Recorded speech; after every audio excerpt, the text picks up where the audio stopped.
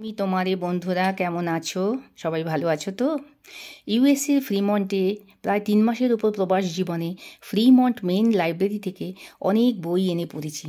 সব বই তো মনের মতো হয় না, তবে কিছু বই পড়েছি যেগুলো মনে গভীর রেখাপাত করেছে, যেন শেষ হয়ে হইল না শেষ। এরকম একটি বই হলো the whole by HYF young Pyan, একজন সাউথ কোরিয়ান রাইটার। গল্পটা সে নিজে বলছে, নিজেই লেখক, নিজেই গল্পের হিরো। শুরুতেই আমরা দেখতে পাই যে একটি সুপার স্পেশালিটি হসপিটালের ইন্টেন্সিভ কেয়ার ইউনিটের একটি কেবিনে ওগি, গল্পের হিরো, সর্বাঙ্গে মারাত্মক চোট নিয়ে চিকিৎসাধীন। সিওলের এই হাসপাতালটিতে সে পা থেকে মাথা পর্যন্ত ভাঙাচোরা হয়ে, মুখের ভয়ঙ্কর ফ্র্যাকচার নিয়ে, চোয়াল ভাঙা, জিভ কেটে 2 টুকরো, অন্যান্য অঙ্গের কথা নাই বা বললাম, এই অবস্থায় ভর্তি আছে। এই ক্লাস হসপিটালে ডাক্তাররা আপ্রাণ চেষ্টা করে যাচ্ছে। কোমা স্টেজ থেকে ধীরে ধীরে বেরিয়ে এসেছে, ব্রেনটা অ্যাক্টিভ হয়েছে, একটা ফিঙ্গারও নাড়াতে পারছে, একটা চোখ ব্লিঙ্ক করতে পারছে। ডাক্তাররা আশাবাদী। ওগির ভাবছে ও কোথায়, ধীরে ধীরে মনে পড়ছে সব। মুখে কিছু বলতে পারছে না। সাউথ কোরিয়ার একটি ছোট শহরে সে থাকতো, মা বাবার শহরে, মা বাবার সাথে। ছোটোবেলার স্কুল সেখানে, বাবার সামান্য চাকুরি, মা খুব কষ্টে সংসার চালাতো, কিন্তু মা আর ছেলে খুব খুশি ছিল, তাতেই খুশি ছিল। মা আর বাবার মধ্যে মতান্তর লেগেই থাকতো, বাবা চোটপাট করতো, মা চুপচাপ থাকতো। ওগির মার জন্য খুব কষ্ট হতো, মা ঠিকমতো খাওয়া দাওয়া করতো না। ফলত একদিন মা খুবই অসুস্থ হয়ে পড়ল, হসপিটালে ভর্তি হলো। স্কুল থেকে এসে ওগি এই কথা শুনে স্তম্ভিত হয়ে গেল। হসপিটালে মাকে দেখতে যাবে বায়না করলেও বাবা প্রথমে রাজি না হলেও পরে নিয়ে গেল। সেখানে গিয়ে মাকে দেখে ওগি ডিপলি শকড হলো। মার চতুর্দিকে নানা রকম মেশিন, টিউব ফিট করা, গলার কাছে, ল্যারিংসের কাছে একটা জায়গায় একটা বিরাট হোল দেখতে পেল। ও অবাক হয়ে গেল, বাবাকে জিজ্ঞেস করায় জানতে পারলো খাবার খাওয়ানোর জন্য ওই হোলটা করা হয়েছে।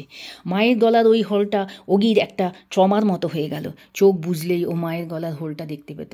প্রথমে ও শুনেছিল মা সাধারণ অসুস্থতা নিয়ে গেছে, পরে জানতে পারলো অনেক স্লিপিং পিল খেয়ে মা সুইসাইড করার অ্যাটেম্প করেছে। মা মারা গেল। ছেলের জীবনে এলো বিরাট ধাক্কা। বাবার সাথে ওগির বেশি কথাই হতো না, এবার দূরত্ব আরও অনেক বেশি হয়ে গেল। বাবার আপত্তি সত্ত্বেও স্কুলের শেষে কলেজে ভর্তি হলো ভালো রেজাল্ট নিয়ে। বাবার ব্যবসায় যোগদান না করায় বাবা অত্যন্ত ক্রুদ্ধ হলো। বাড়ি থেকে দূরে কলেজে ভর্তি হলো। পড়াশোনায় ভালো ছিল, গ্র্যাজুয়েট স্কুলে একটি মেয়ের সাথে তার মেলামেশা ছিল, পরবর্তীতে তারা বিয়ে করলো। মেয়েটি যদিও জার্নালিস্ট হতে চেষ্টা করেছিল, ওকে অনেক এনকারেজও করেছিল, কিন্তু ও কেরিয়ারের ব্যাপারে বেশি সিরিয়াস ছিল না। ওগি ফাইনালি সিওল ইউনিভার্সিটিতে প্রফেসরের পদ পেল। বাড়ি কিনলো, দুজনে মিলে বাড়ি সাজালো। দুজনকে খুবই ভালোবাসতো, কিন্তু ছোটোখাটো কারণে মেয়েটি খুব রাগারাগি কান্নাকাটি করতো। ওগি বোঝাবার চেষ্টা করলেও মানত না। নিজের প্রফেশন ছেড়ে বাগান করা শুরু করলো সে, হিসাবি খরচ করতো, তাতেও ওগি কিছু বলতো না। ও খুশি থাকলেই ওগি খুশি। ওগির কলিগ দিয়ে নিয়ে শেষে ও ওগিকে সন্দেহ করা শুরু করলো। সিওল ইউনিভার্সিটির প্রফেসর হওয়ার খবর সেলিব্রেট করতে ওরা দুজন লং ড্রাইভে বেরিয়েছিল। হঠাৎ মেয়েটি বলল ও আবার গল্প লেখা শুরু করেছে। ওগি খুব খুশি হলো। মেয়েটা গল্পটা বলতে শুরু করলো। এক শিক্ষিত ভদ্রলোক অফিসের কলিগের সঙ্গে একটা অবৈধ সম্পর্কে লিপ্ত। এতদূর যাওয়াতে ওগি বুঝতে পারল গল্পটা তাকে নিয়ে লেখা হচ্ছে। তখন মেয়েটি বলল ওগি তার কলিগের সাথে যে সম্পর্কে আছে সেসব প্রমাণ তার কাছে আছে। ও নিউজ পেপারে, মিডিয়ায়, টেলিভিশনে, ওগির অফিসে এসব কাগজপত্র দেখাবে।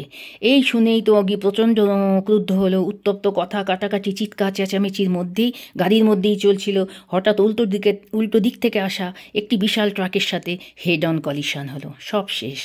ওগির ওয়াইফ অন দ্য স্পট মারা গেল। ওগি সাংঘাতিক ইনজিওর্ড হয়ে হসপিটালাইজড হলো। ওর যখন জ্ঞান এসেছে ও জানে না যে ওর ওয়াইফ মারা গেছে। ওগির জীবন প্রায় শেষ।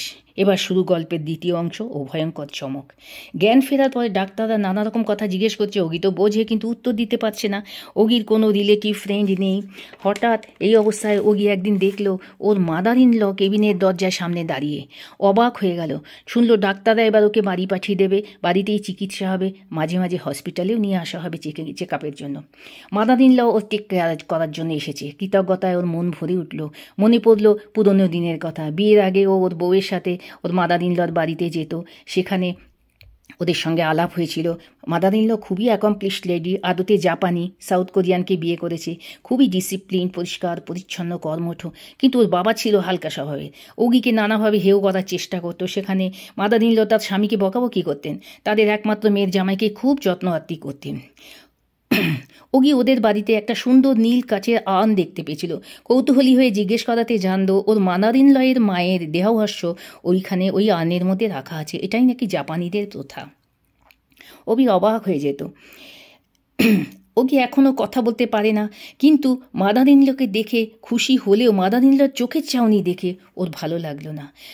মাদার-ইন-ল ঘরে ঢুকে তার মেয়ের মৃত্যুর কথা বলল। তার একমাত্র মেয়ে অ্যাক্সিডেন্টে মারা গেছে, ওগির তো কিছুই হয়নি। এরপরে এইসব বলতে লাগলো। এরপরের ঘটনা খুব দ্রুত ঘটতে লাগলো। ওগিকে বাড়িতে নিয়ে গিয়ে সেবা করতে লাগলো। ওগির জন্য হসপিটাল থেকে কেয়ার গিভার দেওয়া হয়েছিল, তাকে হঠাৎ ছাড়িয়ে দিল। নিজে হাতে ওগির হাগিস পর্যন্ত পাল্টাতো, ক্লিন করা, বেড প্যান দেওয়া, সমস্ত ক্যাথিটার চেঞ্জ করা, সব কিছুও করতো। এগুলো ওগির খুব লজ্জা লাগতো, গরমে মরে যেতে লাগলো। কিন্তু কিছুতেই কথা শুনবে না। ফিজিওথেরাপিস্টকে ছাড়িয়ে দিল। হসপিটালে চেকিংয়ের ডেট চলে যেতে লাগলো, ও নিয়ে যেত না। সামান্যতম খাবার দেওয়া এসব কিছুই করতো না। অযত্ন অবহেলা শুরু হলো, সব কিন্তু নিঃশব্দে। একদিন ফিজিওথেরাপিস্ট নিজে থেকে এলো। ওগির অবস্থা দেখে বলল হসপিটালাইজ করতে হবে। ওগিও তাই চাইছিল। ওগি এখন একটু লিখতে পারে, ডান হাতে একটু লিখতে পারে। ডাক্তারকে বলতে চাইলো যে হসপিটালেই থাকতে চায়। ও লিখতে পারে। এই খুশির খবর ডাক্তার মাদার-ইন-লকে দিল। কঠিন মুখ, কঠিন চাউনি আরও কঠিন হলো। ইতিমধ্যে মাদার-ইন-ল ওর বাড়িতে যেখানে বাগান করতো, মেয়ে যেখানে বাগান করতো, সেখানে প্রতিদিন একটা বড় গর্ত খুঁড়তে লাগলো। ও গিয়ে উঠতে পারতো না, কিন্তু বুঝতে পারতো কিছু একটা খারাপ কিছু ওর জন্য হচ্ছে। ইন দি মিন টাইম ওগির ঘরে মাদার-ইন-ল দুটো আর্ন এনে রাখলো, নীল কাচের আর্ন। সেই দুটোর একটাতে নাকি মেয়ের দেহভস্য রেখেছে, আরেকটা কার জন্য ওগি সবই বুঝতে পারল। ওগি সিওল ইউনিভার্সিটিতে ম্যাপ তৈরি নিয়ে গবেষণা করেছিল। পৃথিবীর প্রাচীনতম ম্যাপ হলো ব্যাবিলনিয়ান ম্যাপ। ওই ম্যাপের সেন্টারে একটি ছোট সার্কেল বা হোল ছিল। ও ভাবতো ওই হোলটা কত গভীরে চলে গেছে, সে পথে কেউ গেলে আর ফেরে না। হারিয়ে যাওয়া যুগকে খুঁজতে ওই হোল দিয়েই যেতে হবে। কিন্তু সেই হোলের যে শেষ কোথায় কেউ জানে না। ওর জীবনে প্রথম হোল ও দেখেছিল ওর মায়ের গলায়, সেটা সে এখনও ভোলেনি। ও লিখতে পারে শুনে মাদার-ইন-লর মুখ আরও গম্ভীর হলো। ওগিকে মাদার-ইন-ল যত অযত্ন করতে লাগলো, ওগি তত সুস্থ হতে লাগলো। ডান পায়ে জোর পেল। মাদার-ইন-ল বাড়ি থেকে বেরিয়ে গেলে ও আস্তে আস্তে বিছানা থেকে উঠে চলার চেষ্টা করত। অবশেষে একদিন মাদার-ইন-ল বাড়ির বাইরে গেলে ওগি বিছানা থেকে বহু কষ্টে এক পায়ে উঠে দাঁড়িয়ে বাইরে আসার চেষ্টা করলো। কোনো রকমের দরজার ছিটকিনি খুলে বসার ঘরে এসে দেখলো ওর দামি জিনিসে সাজানো ঘর একেবারে ফাঁকা। মাদার-ইন-ল সব জিনিস নিয়ে চলে গেছে। ওর ব্যাংক অ্যাকাউন্ট যে খালি হয়ে গেছে সেটাও সে আগেই জেনেছে।